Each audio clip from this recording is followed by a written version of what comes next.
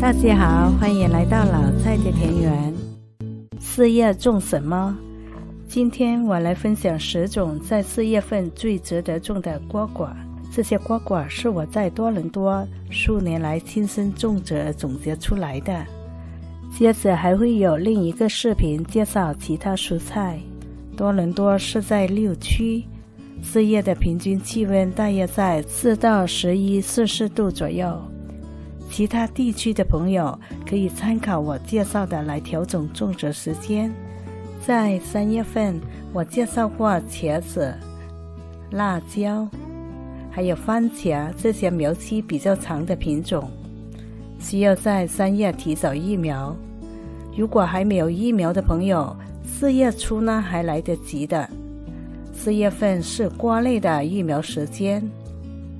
第一种要推荐的就是苦瓜，因为它整个种植过程没有什么虫害，所以非常好打理。苦瓜的品种有很多，有长生的苦瓜，有短生的，也叫它大顶苦瓜，它的苦味比长生的会淡些。还有这2年很受大家追捧的白玉苦瓜，它比其他苦瓜更高产，一颗呢可以收获很多瓜的。去年有菜友也种了，说口感很好。这个品种的苦瓜种得好，一个呢可以高达几磅重，有30多厘米长。看，这就是我去年种的。可能有菜友问，白玉苦瓜不是纯白色的吗？其实不是的，只是外皮比普通的苦瓜淡色些，是淡绿色的。想要种更白的苦瓜，现在还流行种这种叫苹果苦瓜，是因为它像苹果那样摘来直接就可以当水果吃了。想要它种出来纯白色，可以在它成果后套上避光的纸袋。不管是哪个品种的苦瓜，在4月中下旬呢就要开始室内育苗了。然后5月下旬，室外温度白天夜里有15、40度以上就可以移栽出去。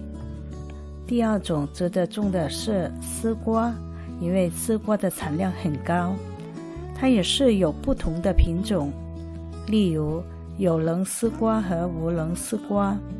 我觉得有棱丝瓜比无棱丝瓜呢更鲜甜。现在无棱丝瓜还有一种皮色稍微白些的，叫香芋白丝瓜，也是非常高产的。这几种无棱丝瓜比有棱丝瓜呢更早有采收，这也是它值得种的原因。想尝试新品种的朋友，这里特别推荐苹果丝瓜，它的肉质甜脆，口感呢很好，这是这几年的新品种，很受种菜人士的喜爱。以上这2类瓜，它们的种子外皮比较厚硬，我们一般是剪边后才泡水，用40度左右的温水泡大约10到12个小时左右，再用湿纸巾包好，放进塑料袋里，然后放到30度左右的地方吹芽，4到5天就露白了，就可以用盆在室内育苗。第3种推荐中的是冬瓜，它的品种有很多，想快有收获的话，可以种毛瓜，它小小的就可以采收了，而且一颗可以留多个瓜。想高产呢，就要种黑皮冬瓜，如果种得好，它一个瓜可以高达几十磅，而且黑皮冬瓜的肉质厚实，保存的时间呢会长些，甚至可以保存1年的。喜欢吃软绵些的，可以种粉皮冬瓜。冬瓜育苗也是在4月中下旬进行的，具体的育苗方法和种植管理过程可以参考我这2个视频。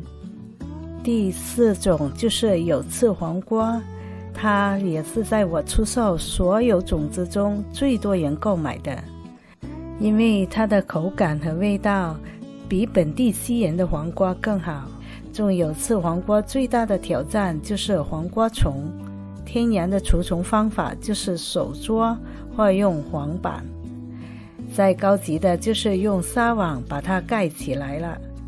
而想省事又吃到黄瓜的话，我推荐种水果黄瓜，它也是很高产的，基本上1节1个瓜，而且比其他黄瓜更早有采收。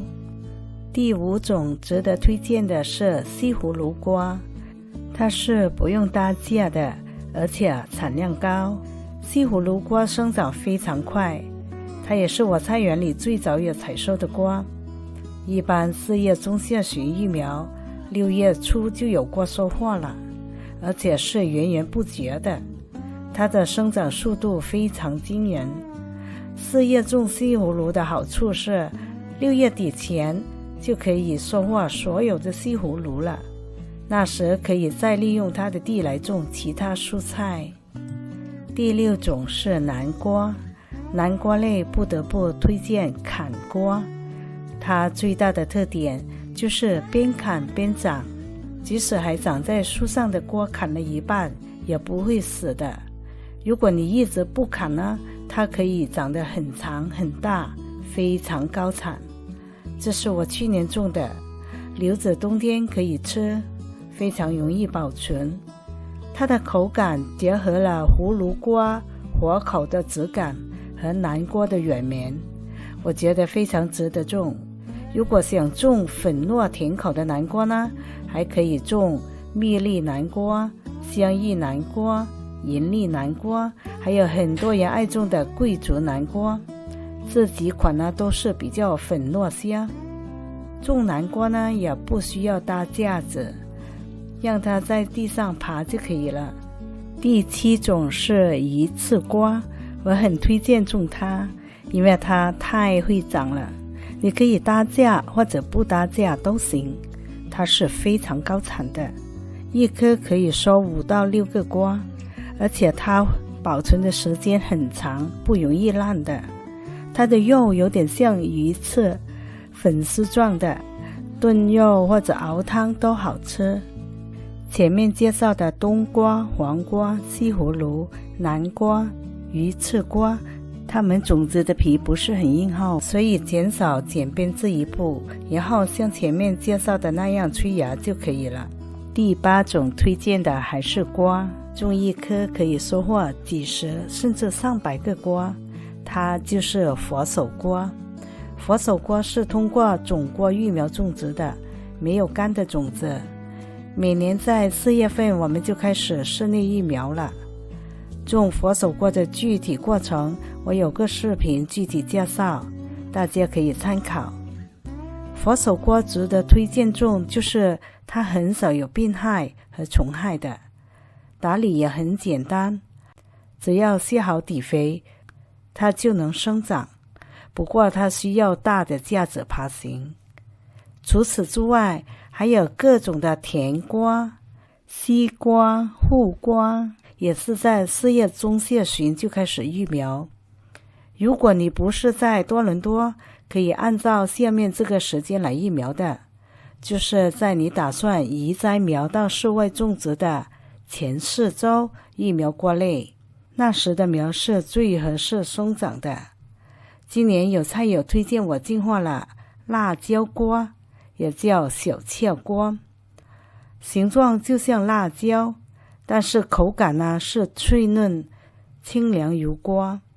没有吃过但又感兴趣种的朋友，可以到我的种子网站购买种子。下个视频会推荐15种4月最值得种的叶菜、豆类、根茎类。